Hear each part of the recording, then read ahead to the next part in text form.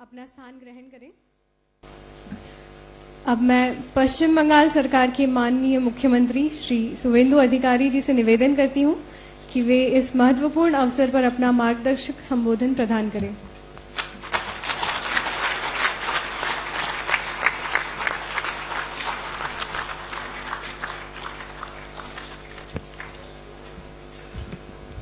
भारत माता की जय। माननीय भारत सरकार की लोकप्रिय मंत्री, खास करके पश्चिम बंगाल में जो परिवर्तन आया है और जो पश्चिम बंगाल का विकास और प्रगति के लिए देश की साथ पश्चिम बंगाल सरकार को जोड़ने के लिए जो जिम्मेदारी मुझे मिला है, उसके लिए जिसका बहुत बड़ा रोल है मेरा बड़ा दादा जगत प्रकाश नड्डा जी, मैं मेरा दिल से उनको वंदन करता हूं, आभार प्रकट करता हूं। भारत सरकार की राज्य मंत्री हमारी दीदी सम्मानीय अनुप्रिया पटेल जी, मैं उनको स्वागत करता हूं और नमस्कार करता हूं on behalf of West Bengal government. हमारी भारत सरकार की स्वास्थ्य सचिव माननीय पुण्या सलीला जी, मैं उनको धन्यवाद देता हूं। हमारी सरकार का 1 महीना पूरा नहीं हुआ, 9 तारीख 1 महीना पूरा होने वाला है। इतना जल्दी उनकी दफ्तर हमारी पश्चिम बंगाल सरकार की हेल्थ डिपार्टमेंट का साथ ये काम कर दिया, इसलिए उनको नेतृत्व में भारत सरकार की हेल्थ डिपार्टमेंट का हर अधिकारिक को मैं पश्चिम बंगाल सरकार की ओर से तहे दिल से आभार प्रकट करता हूं। हमारी चीफ सेक्रेटरी, जिन्होंने बंगाल सरकार का हमारी जो ब्यूरोक्रेसी है, हम लोग जो डिसीजन ले रहा हूं उसको इम्प्लीमेंट करने का काम कर रहा है, माननीय मनोज अग्रवाल जी। हमारी एनएचए के सीओ, जिन्होंने काफी विस्तार से किस तरीके से पश्चिम बंगाल का पिछले सरकार जिनको जनता ने उखाड़ के फेंका, उन्होंने आयुष्मान भारत सहित भारत सरकार की नरेंद्र मोदी जी का नेतृत्व में जितने सारा फैसिलिटी था उसमें किस तरीके से उन्होंने जोड़ने के लिए इनकार भी किया। काफी विस्तार से डॉक्टर सुनील कुमार बर्नल जी उन्होंने बताया, मैं उनको धन्यवाद देता हूं। हमारी हेल्थ सेक्रेटरी नारायण स्वरूप निगम और इस मंच, इस सभागृह पर जितना भी आप लोग पार्टिसिपेट कर रहा है, हमारी इतना मऊ साइन का जो अभी कुछ देर पहले हुआ है, उसमें आप सब लोग इतना हर्षोल्लास का साथ हम लोग को साथ दे रहा है, मैं सबको नमस्कार करता हूं। खास करके हमारी रामकृष्ण मोटो मिशन दिल्ली सेंटर से संत समाज आया है, उनका आशीर्वाद से ही बंगाल में एक राष्ट्रवादी सरकार हुआ है। मैं प्रणाम करता हूं रामकृष्ण मोटो मिशन दिल्ली का जितना भी संत महाराज है। हमारी पत्रकार मित्रों लोग यहाँ सब है और बंगाल में भी सब मीडिया आज का इस महत्वपूर्ण कार्यक्रम को सीधा प्रसारण कर रहा है। एक प्रोग्राम कलकत्ता में भी हो सकता था, लेकिन माननीय नड्डा जी, उन्होंने इस प्रोग्राम में देश की राजधानी में करने का साथ इसका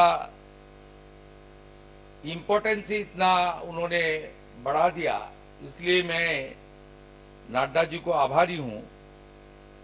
आप सबको मालूम है 2018 23 सितंबर झारखंड का कैपिटल रांची से विश्व के सबसे लोकप्रिय नेता हमारी देश के प्रधानमंत्री नरेंद्र मोदी जी इस कर्मसूची को देशवासी के लिए शुरू किया था, लेकिन 3 स्टेट इनकार कर दिया, ये यहां नहीं चलेगा। ये सब कौन था?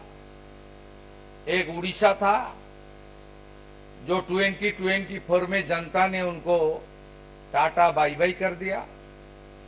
दूसरा प्रदेश था दिल्ली, उसको भी वहां का जनता जनार्दन ने ये जो विकास विरोधी सरकार थे उसको खत्म कर दिया। हमारी देश को जो लोकतंत्र की परंपरा है उसको मजबूत भी किया है और विकास प्रगति डबल इंजन का सरकार वहां बनाया। अनुप्रिया दीदी ने सब बता दिया डिटेल्स में। मनोज अग्रवाल जी ने कैसे बंगाल में इसका बेनिफिट मिलेगा वो आंकड़ा का साथ उन्होंने बता दिया। मैं केंद्रीय स्वास्थ्य दफ्तर का साथ हमारी इस 1 महीने के अंदर लोकप्रिय मंत्री नड्डा जी का गाइडेंस में क्या क्या काम हम लोग डिस्कशन किया और जमीन में उतारने का काम किया, उसमें ऊपर 2-4 बिंदु रखना चाहता हूं। कुछ दिन पहले हम लोग एक वर्चुअल किया। हमारी लोकप्रिय स्वास्थ्य मंत्री जी ने हम लोग को बताया ये नेशनल हेल्थ मिशन,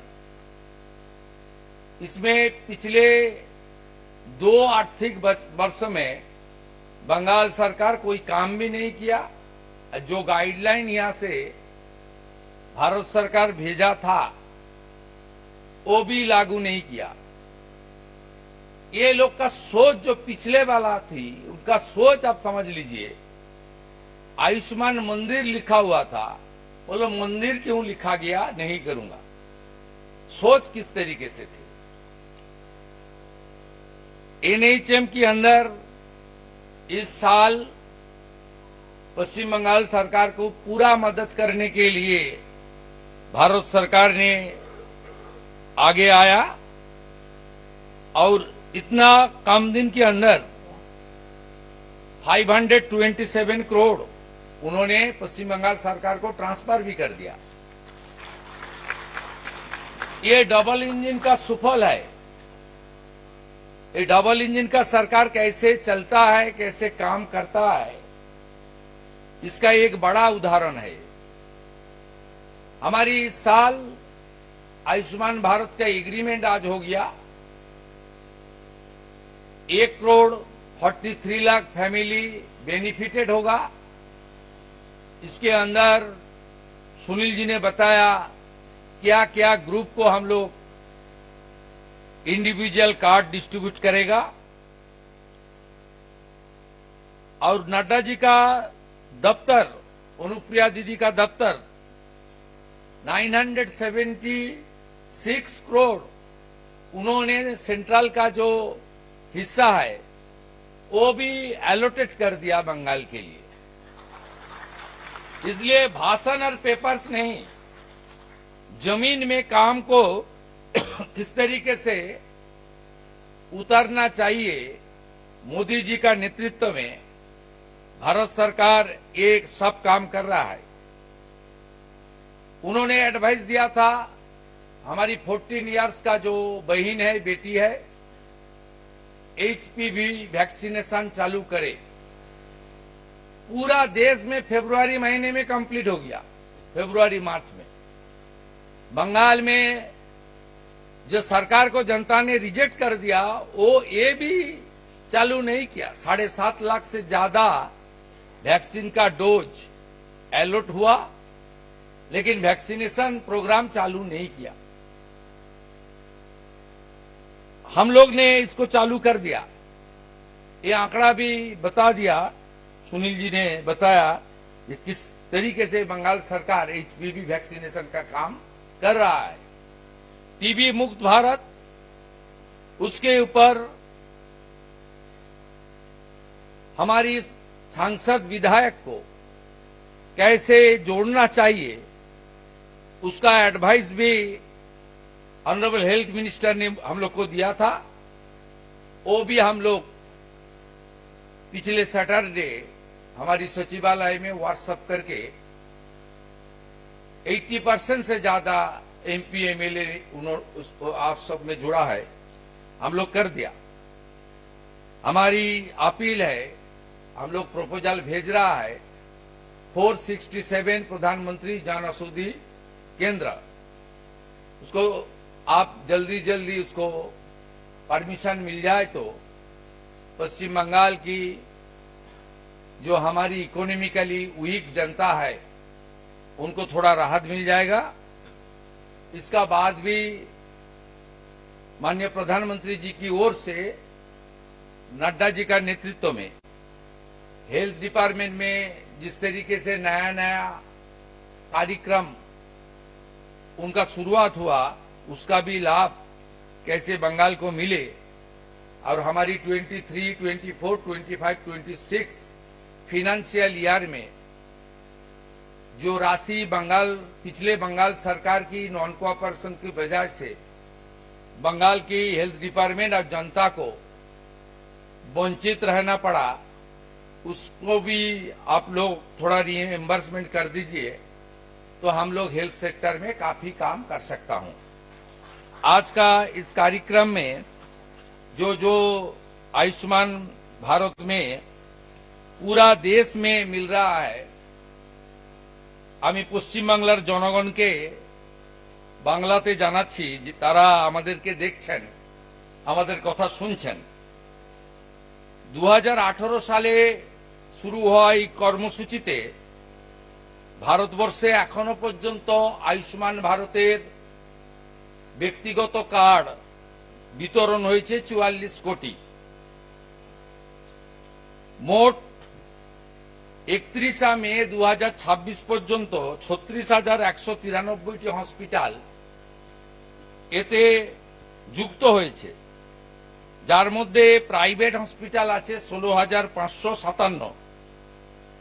এখনো পর্যন্ত পশ্চিমবঙ্গে প্রচার আছে আয়ুষ্মান ভারতের কার্ডে নাকি সুযোগ সুবিধা পাওয়া যায় না। আমি পশ্চিমবাংলার সম্মানীয় জনগণের উদ্দেশ্যে জানাই, মাননীয় মোদিজির নেতৃত্বে ভারত সরকার 12.17 কোটি হসপিটালে ভর্তি হওয়া মানুষকে 1.82 লক্ষ কোটি টাকা এখনো পর্যন্ত দিয়েছেন এই কর্মসূচিতে, যেটা থেকে পশ্চিমবঙ্গ গত 8 বছর বঞ্চিত হয়েছে শুধু রাজনীতির কারণে। এর মধ্যে 49% আয়ুষ্মান কার্ড মহিলাদের জন্যই অনুমোদিত হয়েছিল, আর হসপিটালে যারা উপকৃত হয়েছেন তাদের মধ্যে 49% মহিলা রয়েছেন। তাই 8 বছর ধরে যেভাবে আপনারা বঞ্চিত হয়েছেন, বর্তমান রাষ্ট্রবাদী ডবল ইঞ্জিন সরকার আপনাদের আয়ুষ্মান ভারতে যুক্ত করার মধ্য দিয়ে দ্রুত গোটা ভারতবর্ষের নাগরিকরা যে সুবিধা পেয়েছেন 12 কোটি 17 লক্ষ, আপনারাও আগামী দিনে সেই সুযোগ পাবেন। ইতিমধ্যে আরো প্রায় 1100টি প্রাইভেট হসপিটাল পশ্চিমবঙ্গের एम्पैनलमेंट হওয়ার জন্য প্রসেসের মধ্যে আছেন। मैं सुनील जी को, जिन्होंने एनएचए का मुख्य आधिकारिक है, स्पेशली रिक्वेस्ट कर रहा हूं, ये एम्पैनलमेंट का जो मौका है, क्राइटेरिया जो फुलफिल कर रहा है उनको तुरंत एम्पैनलमेंट कर दीजिए, इसमें अच्छा लाभ मिलेगा। माननीय चीफ सेक्रेटरी ने बताया हमारी बंगाल में बेरोजगारी बहुत ज्यादा है। 1 करोड़ से आसपास की जनता अपने कमाई के लिए माइग्रेंट लेबर के नाते बंगाल की बाहर काम कर रहा है। ये आयुष्मान भारत की कार्ड और बेनिफिट बंगाल के अंदर सीमित नहीं रहेगा। कश्मीर से कन्याकुमारी तक जितना भी हॉस्पिटल गवर्नमेंट और प्राइवेट में एम्पैनल्ड है, सब हॉस्पिटल में आप लोग को ये सुविधा मिलेगा। इस हॉल में बहुत सारा बंगाल का आदमी है जो बंगाल में उनका रेसिडेंस है, वोटर लिस्ट में नाम है, आधार कार्ड है, दिल्ली में रहता है, उनको भी इसका बेनिफिट मिलेगा। मैं सबको इस कार्यक्रम में पार्टिसिपेट करने के लिए फिर एक बार नमस्कार करते हुए, खास करके respected mister JP Nadda, respected Anupriya Patel ji, please accept my best regards from the core of my heart. सब अच्छा रहिए। नमस्कार। जय हिंद। भारत माता की जय।